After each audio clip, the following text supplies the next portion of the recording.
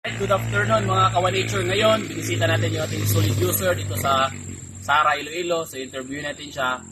So, sir, pwede po ba kayo magpapakilala? Ako pala si George Sundar, taga Barangay Bagaygay, Sara, Iloilo. Itong tanim ko ngayon, hybrid na variety. Sa Masagana, ganun ang DE sa atin binigay. Yung nagamit ko lang dito na abono, 2 kalahati lang. Tapos hindi na ako nagagamit ng chemical, insecticide, mga fungicide, hindi na po. Pero nakita nyo naman yung resulta ng product ni Vaniture. Yung 3 product lang yung ginagamit ko dito, yung Rescue, Biotop at saka Super Grow. Pero napapansin nyo guys, tingnan nyo yung mga bunga. Sobrang dami, at saka sobrang tangkad. Mayroon din siyang mga tinamaan ng mga stem borer, pero normally lang naman talaga sa ganitong variety.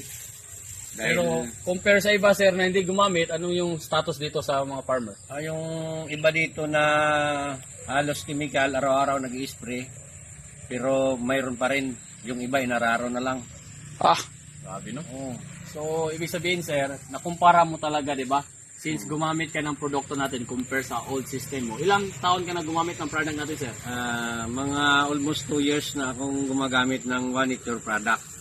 So, nakita ko iba talaga yung resulta at saka sa gastos, malayo. So, ibig sabihin, totoo talaga yung sinasabi natin, sir, na paggagamit ng technology ni Nature, lilit yung gasto, pero lalaki yung ani. Tama. Diba? So, ano yung masasabi mo, sir, sa mga hindi pa naniwala sa technology natin sa Nature?